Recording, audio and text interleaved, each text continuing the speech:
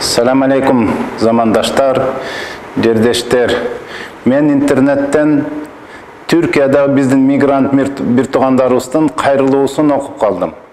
Türkiye'de Kırgız bizden jarandarыбыз jana koronavirus degenge duşar bolup kıynalıp atkanынан emne bizge sunuş kılasыңар деген кайрылууга мен сыртта калбай, кайдыгерлик болбой, өзүм кесип ушу медицина жагынан кесиптеш болгондуктан өзүмдүн билгенимди жана практикадан өткөндү айткым келди.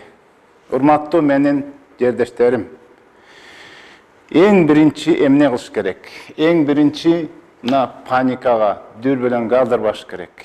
Ушул паника дүрбөлөң коркунучта жүрөк, эмне болуп калам, эми өлүп каламбы, эмне болот деген дүрбөлөң калтырбагыла, сабыргыла, бул биздин Аллахтын берген сыноосу. Бул паника иммунитетти түшүрөт. Керек болсо, мынакей ковидтен айыккандан кийин, аяктым дегендер пост-ковидный синдром деп коет, кесепетинен эмне болушуп атат. Андан кийин деле жакшы уктай албай калып атат. Мындайча айтканда жүрөгү кысылат, коркунуч, бирде давлениясы көтөрүлүп кетет, бирде түшүп кетет, эчтеке жакпай калат, тез чарчай берет деген синдромду мен бүгүнкү күнгө чейин көптөр келип атат.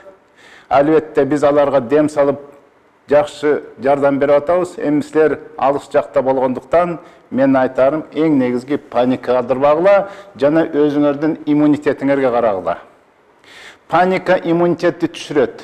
Андан тышкары иммунитетти сактап жакшы кармаш үчүн фруктулардан көп жегиле. Жанагы чайлар бар, ар кандай чайлардын түрдөн ичкиле, тиминден ичип тургула. Жана витамин С дегенден ичип турсаңар, мына ошол иммунитетти кармап турат жана көтөрөт. Эми сыркоолоп баштасаңар, өзүңөр кандайдыр бир сыркоодо көрүп баштасаңар, мен айтат элем, канды суютуш үчүн, канды жакшы айлантыш үчүн аспирин ичип койсоңор болот, бир 10 күнгө чейин. Имбирден ичип тургула, анын рецепти бар. Чеснок. Бул чеснокту жана бир бөлүгүн, чоңураак бөлүгүн алып, майда кылып туурап сууга эритип, жулуп сууга 1 саатка чейин калтырып коюп, 1 литр сууну ичип салсаңар, абдан чесночный сок деп коет. Ошонун суу жакшы жардам берет, иммунитетти көтөрөт жана микроб, вирустар менен каршы күрөшкөн касиеттүү үй шартында боло турган нерселерди мен силерге айткым келди.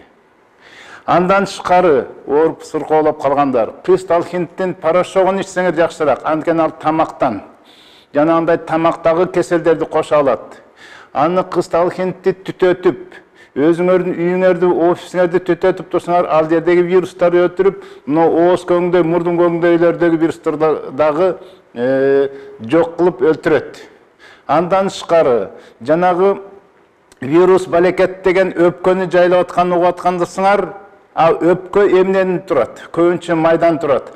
Андыктан койдун майы, койдун куйругу. Эгер Кыргызстандан балган, биякта жеген, бетеге жеген койлордун куйругу болсо, ал сонун болмок.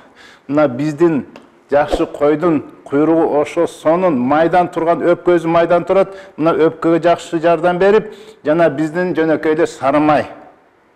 Сары май дагы абдан биздин өпкөбүздүн иштешине дагы жана антип өпкөнүн чоюлуп биригип турушу касиетине жакшы жардам берет эле. Дегеле дагы чоңураак маалымат алыңар келсе, урматтуу мусулман бир туугандар, мына биздин ссылкаларга кайрылып, бизде ошондой роликтерден чоңураак кененирээк маалымат алгыла. Дегеле ошо кайсы жерде болбосоңор, Түркия болобу, Европа болобу, Россияда болобу, ошол жердеги шартка койгон закондорго баш ийип, ал жердеги врачтарга да кайрылгыла. Андыктан оорубагыла, сак саламатта тургула деп, ассаламу алейкум рахматуллахи.